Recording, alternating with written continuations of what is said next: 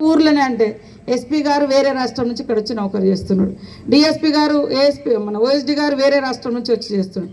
మనం కూడా తప్పదు. ఇప్పుడు మేము ఎక్కడో మారుమూల ప్రాంతంలో పుట్టి ఎక్కడెక్కడో ఏ ఏ ప్రాంతాలకు వేస్తే అక్కడక్కడ అది పొలిటికల్ డ్యూటీ నేను కూడా చేస్తూ ఉంటాను. నన్ను ఎక్కడో కర్ణాటక వేసిర్రు, ఒకరోజు వైనాడు వేసిర్రు, ఒకరోజు ఉత్తరప్రదేశ్ వేసిర్రు. భాష తెలియదు, భావం అంటే మనం తెలియదు. కానీ భావాన్ని తెలుసుకొని వాళ్ళతో కలిసిపోవాలి ఎక్కడైనా. కానీ మన ఫ్యామిలీస్ని చూసుకోవాలంటే మనం ఎక్కడో అక్కడ సెటిల్ కావాలి, కుటుంబాన్ని కూడా చూసుకోవాలి.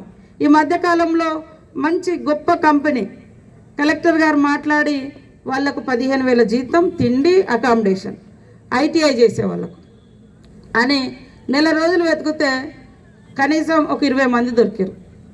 మంచి ఫుడ్ ఉంటుంది, అంతా 2-3 కలిసి ఒక దగ్గర అక్కడ వాళ్ళే అకామిడేషన్ ఇస్తారు. మొన్న అక్కడ బస్సులో దింపేసారు, బస్సు కూడా పెట్టిరు ఆ కంపెనీ వాళ్ళు. అట్లా మన ఏరియా మీద ఫోకస్ ఉంది చేయడానికి, ఉద్యోగాలు ఇవ్వడానికి. ఏదో ఒకటి ఇంటికాడ ఖాళీగా ఉండే కంటే అయితే చదవనన్నా చదవాలి, లేదన్నా ఉద్యోగ ఉపాధి చూసుకోవాలి. ఖాళీగా ఉంటే రకరకాలుగా ఈ మైండ్ను తొలిచేస్తాయి పురుగులు. సెల్ ఫోన్ చూసుకుంటూ కూర్చుంటాం, కాసేపు వెనక కోపం వస్తే, విరక్తి వస్తే పోయి తాగుదామని తాగాలని ఆలోచన వస్తుంది, లేకుంటే ఇంకేదో చెడ్డ ఆలోచనలు వస్తాయి. కాబట్టి ఎప్పుడు కూడా మనం ఫిజికల్గా బిజీ ఉండాలి, మెంటల్గా కూడా బిజీ ఉండాలి. శరీరము యాక్టివ్గా ఉంటే నీ శరీరం హెల్తీగా ఉంటుంది, నీ మైండ్ కూడా యాక్టివ్గా ఉంటే ఇంకా వేరే తప్పుడు ఆలోచనలు అట్లాంటివి రాకుండా ఎప్పుడు మంచిగా ఉపయోగపడే వాటి కోసము మనం పనిచేస్తాం. సో ఈరోజు మీరు ఆడుతున్నటువంటి గెలుపు ఓటములు సహజం. నా జీవితంలో కూడా ఎన్నో ఓటములు, ఎన్నో గెలుపులు ఉంటాయి. కానీ గెలిచినా ఓడినా ఒకే లెవెల్గా ఉన్నాం కాబట్టి ఈ స్థాయికి వచ్చినాం.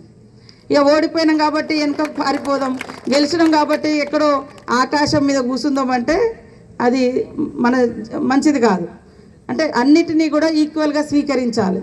సో ఈరోజు మరి ఫైనల్కి వచ్చినటువంటి బోత్ టీమ్స్ కూడా మీ 2 టీంలకు కంగ్రాచులేషన్ తెలియజేస్తూ ఉన్నాను. గెలుపు ఓటములను సమానత్వంగా తీసుకొని మరింత ఉన్నత శిఖరాలకు రావాలని మనస్ఫూర్తిగా కోరుకుంటూ మీ అందరికీ శుభాకాంక్షలను తెలియజేస్తా ఉన్నాను. ప్రత్యేకంగా పోలీస్ డిపార్ట్మెంట్ వారిని అభినందిస్తూ కంగ్రాచులేషన్ చేస్తాను.